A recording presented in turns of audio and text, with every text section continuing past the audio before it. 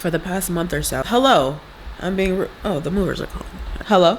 Hello, hi Natalie. This is Hans from Other Moving. How are you today? I'm good. How are you? It's 11:10 a.m. They're supposed to come between 10 to 12. Yesterday when I spoke to them, he said it'll probably be there around 10:30 to 11. Fine. I mean, okay, not doing anything. And then you gonna call me and say that I have double the stuff. Ain't nobody in my apartment. Hello. It's just me. So, are y'all in somebody else's apartment? Anyway, it's Friday. It is Movers Day. Not technically moving today, but movers are here. And wouldn't you have it? I was getting over a minor cold, like a head cold. For some reason, last night it just got worse. I woke up this morning filled with mucus, and I sound crazy. And I'm just like, wow. It has been pretty cold and windy. I will say. And going in and out of the heat and then cold probably doesn't help. Anyway, I'm not here to talk about the weather. I wanted to talk about just like these small little kind of like reminders and gifts that God has been giving me during this whole process. I've been trying to pay more attention to this because, when you get busy, sometimes you miss the ways that he's speaking. So over the past month or two, I've been wanting to get a digital camera because I'm a 90s kid and I grew up, my mom used to take pictures a lot and used to print them out, and I just love the way that they look. They give me like this nostalgic feel, and I like physical copies of my pictures, not just to have them on my phone, because I like to put them on my wall. And so I was like, my mom has like a few like older cameras from like the early 2000s, but I'm not going to take them from her. So I've been wanting a digital camera. I used to have a few digital cameras as a teen, but I don't know where they are, and the movers are calling. Anyway, I wanted it because I wanted to take pictures of some last moments before I move, just so I could print them out when I get to Florida. And I'm like, in the middle of a move out of the state, I don't think that I could really, in my mind, justify buying something for pleasure right now. It just didn't really make sense to do that. So tell me why. Well, you can't tell me why. But I am, obviously, when you're packing, you're kind of decluttering, you're organizing, you're throwing things out. You're realizing, wow, I have this thing. I didn't know that I had this thing. I forgot about this thing, whatever. Usually, if that happens, if I haven't used something and I didn't know that I had it, obviously I don't really need it. So I'm going to throw it away or donate it. Tell me why. One of the last things that I had to unpack was like my side table next to my bed. And the camera that I had been looking at was the Cybershot, the Sony Cybershot, because it seems like everyone has it. And I'm like, okay, if it has a good reputation, I'm going to get it. So that's what I had my eye on. I'm like, Cybershot is in my budget. Eventually, I'll get it. It might not be before the move, so I can take pictures with like friends and family and stuff, but I'll get it eventually. So I'm packing up my side table, and in my side table,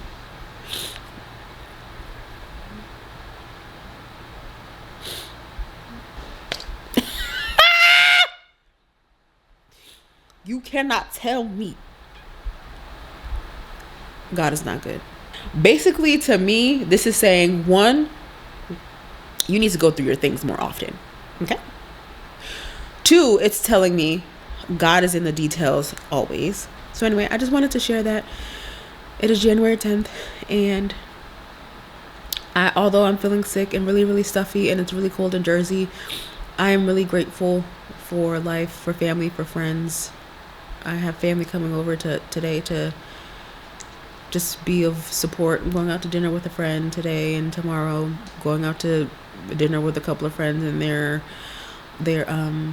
spouses, and then Sunday also spending time with family. So I'm super, super grateful that I have people around and who are happy for me or happy for my husband and I, because it's a big move. And I just have so much gratitude. So just wanted to share that little trinket as I am slowly dying. Slowly, slowly, slowly. Just kidding. I'm alive and well.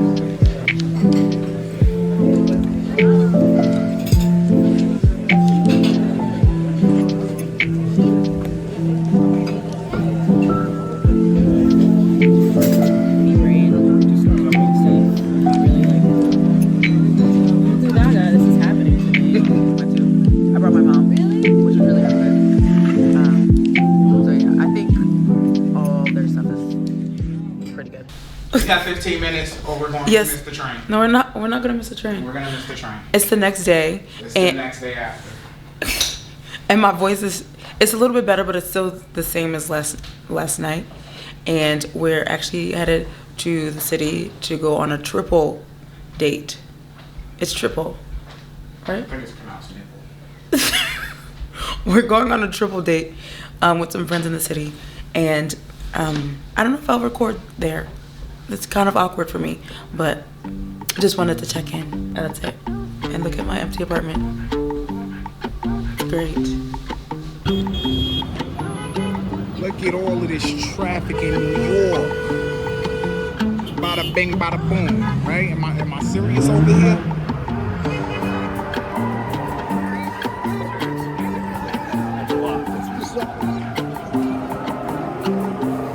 You wanna make a right?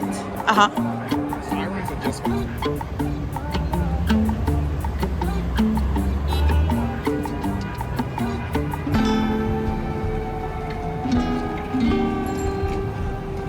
Or is that just real tea? No, we have like teapot cocktails. Yeah, what is that? We're only in our cocktail list. Oh, okay. Okay, I'm back home. I don't know what clips I inserted, but it probably wasn't a lot because I did not record a lot because, you know, when you're having a good time, you don't really want to interrupt the flow of things. So that would have been like really awkward to constantly have my camera out and I wouldn't have been enjoying the moment. But I'm home and it's an early night, which is great. I feel like I look like a little boy. It's 7:18. I would say it's good night. Good way to end the night. Look, my computer is oh my god, it's so bare. It's so unreal to see my apartment this empty. I'm coming on here because I finally got, not finally, because I literally ordered it yesterday and I got it today, but I got the battery for my digital camera. Can you stay here or can you not? That's probably not the best idea. So I'm just gonna let the batteries charge. So hopefully I can use the camera tomorrow when I go to church and get some pictures with people.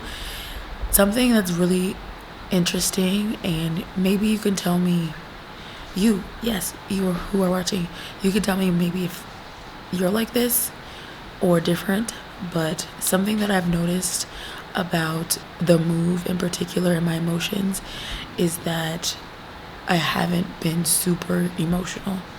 When I say super emotional, I don't mean that I haven't been experiencing any emotion. There has been a lot of excitement and nervousness, but I feel like one of the emotions that I'm not allowing myself to feel, or maybe I'm just not feeling it right now because the move is so overwhelming, is sadness and grief, you know, ending a chapter, moving away, not being close to family, and sadness because I'm going to miss the only community that I've ever known in Jersey. And today saying goodbye to my friends, two of my closest friends since my early 20s, I didn't feel sadness. I don't know, for me it just felt like this is not an ending of something. Like I'm gonna see y'all. Like our friendship is just gonna look different. So or maybe the sadness just looks different right now, but it's more so, I don't know. I can't really put my finger on it, but the reason I'm sharing this is because my husband asked me, he's like, well, what is going to get you to cry? Like, what person are you going to say bye to that's going to get you to cry? And I'm like, I don't know. And I don't know if that's really necessary to prove that I'm going to miss people. And I don't know. I don't choose what I get sad about and what I don't get sad about. But I just thought it was really interesting, and I wonder if other people experience that. But I haven't cried, or I haven't been like super sad. I've been excited, I've been nervous, I've been hopeful, I've been optimistic. There have been small moments in time where I realized, oh my goodness, when I move, I'm not gonna have access to my community, and that makes me a little nervous. And I think maybe my sadness will be like a little delayed. Like I'm speculating maybe a month from now or a couple of weeks, once I've gotten into some type of routine, I'll realize, oh crap, I really can't just get in my car and drive to my mom or to my dad or go have dinner with friends, because I won't have any friends, because I don't have any friends in Florida. I don't have anyone in Florida. So that's my hypothesis, that my sadness is going to be delayed.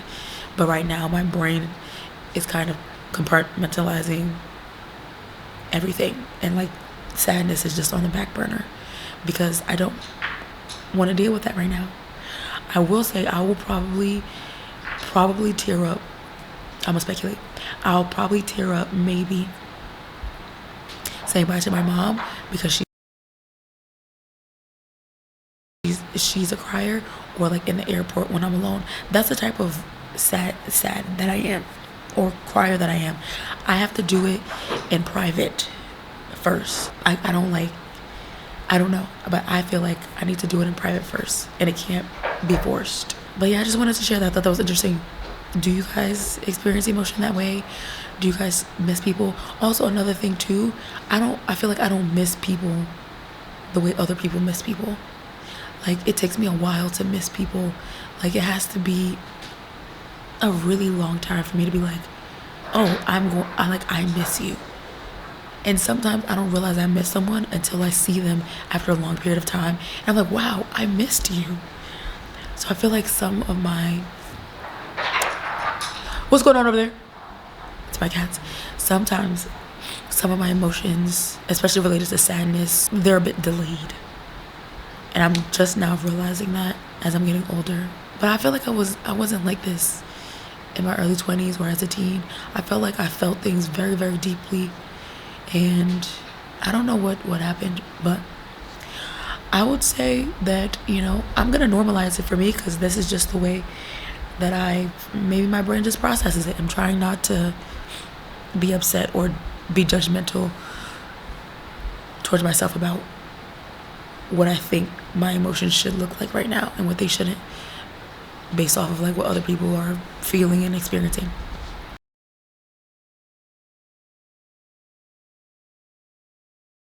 Anyway, obviously I'm gonna miss my family and friends.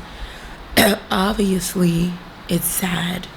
I just don't feel it right now. I know it's something I should be sad about, but I don't feel that way in this current moment. And that's okay, Neff. That's okay. That's okay.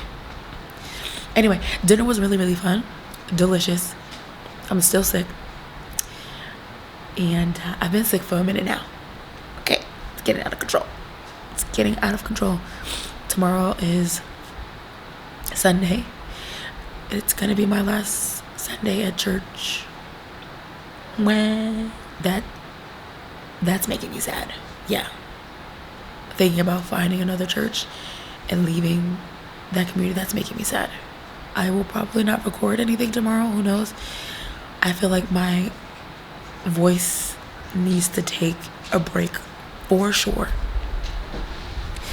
But for the rest of the night, this is what's happening. I have a date tonight, okay? I have a date with banana pudding, okay, from Magnolia. And I've never tried their carrot cake, but look how big that slice is. Look how massive. Nice. Nice. I'm probably tired of seeing this view, but I'll never get tired of the view of New York City out of my window. I'll never get tired. This was a dream come true. Even though it's really far, but I loved my view. Let me see if I can show y'all.